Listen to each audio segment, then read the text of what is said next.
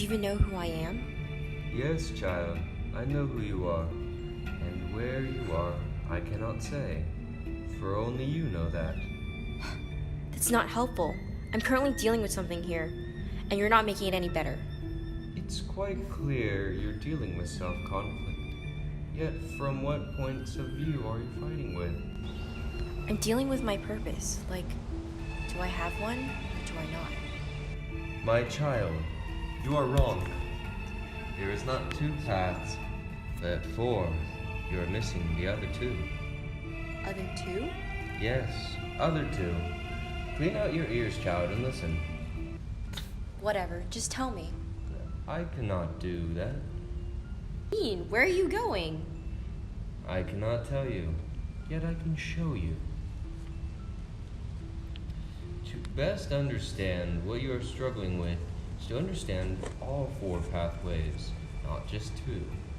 This is your journey on your paths. Come visit me when you have understood the four paths.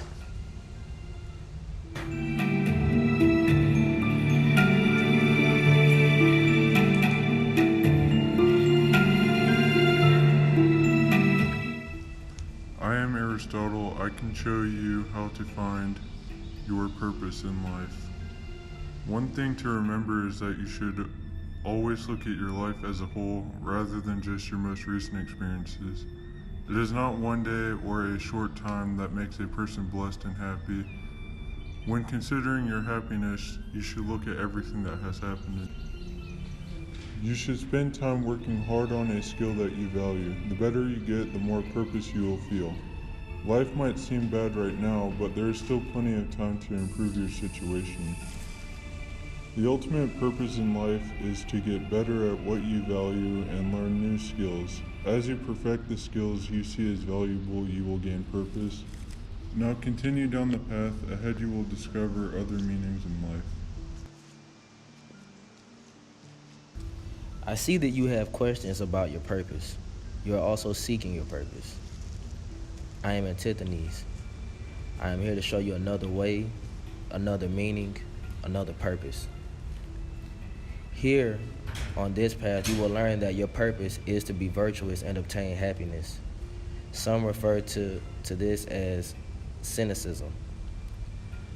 To live a life of virtue in agreement with nature, you only need to live with the bare necessities, such as food and shelter. We do not need to have fame or wealth or power to obtain happiness. You gain that happiness through training and living in a natural way. For example, a poor man who lives freely and not controlled by the ways of the world is more happy than a rich man who is constantly controlled and moved by unreal responsibilities. So the poor man is more free and happy than the rich man. I have told you all that I can about this purpose. Now it is your decision to make. Continue down the path to complete your understanding of your purpose.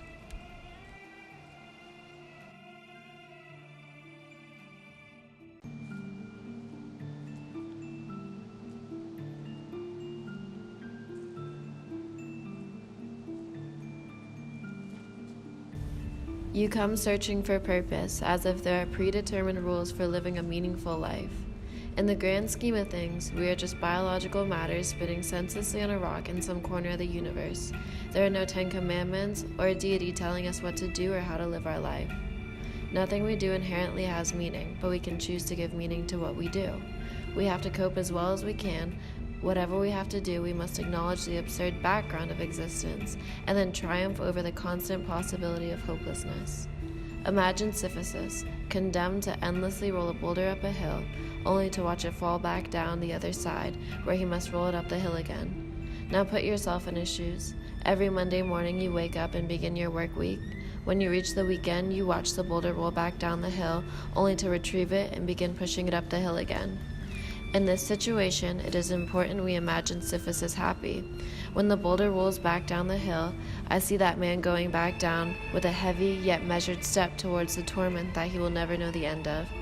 That hour he is trekking back down the mountain is like a breathing space, which he returns as surely as his suffering. That is the hour of consciousness.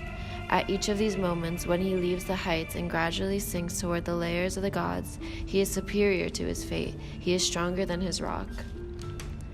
We have enough freedom to realize we are in a cage, but not enough freedom to escape it, and we have to consider killing ourselves because life might be meaningless.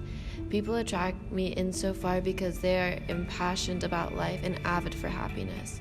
There is both purpose and no purpose in this life, and it is up to us to find purpose in the ordinary.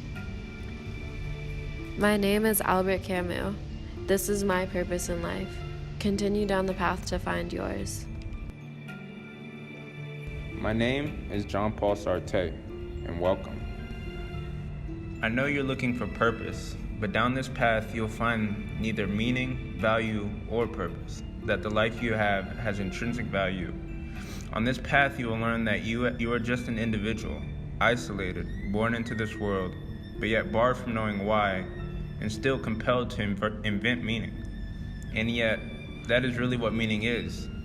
An invention that is subjective to each and every person. For how can there truly be any objective meaning in the world?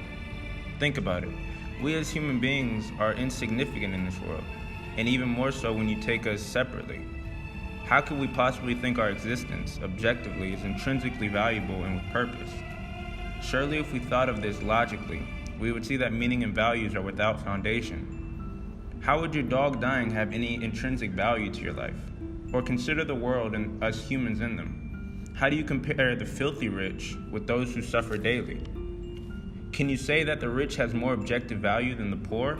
Or that the poor's purpose is to struggle and suffer their entire lives? Who can determine for another person their purpose or meaning of life based on a theory and reasoning? None. Instead, if you walk this path, you will learn that meaning and value is not derived from theory, but rather a consequence of engagement and commitment. You will begin this path first by realizing what is simple and only truth, that you exist. Only after contemplating about yourself and encountering the world around you can you make any sense or purpose be given to it. And yet only then that person will only be what he makes of himself. We humans are given the situation to create a life and then create meaning from this life. You will find walking this path that to say life is intrinsically valuable or with purpose is simply an attempt to delude yourself.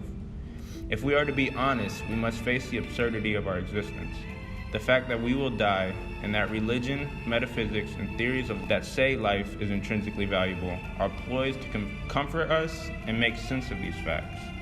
Down this path, you will not attempt to trick yourself into believing that your life began with purpose or meaning. Rather, you will learn that meaning and purpose is subjective and comes only after you've experienced life. Don't be afraid. Down this path, you will see through the illusion of presupposed meaning and instead take life for what it is, a collection of experiences with us stumbling through the dark trying to find meaning.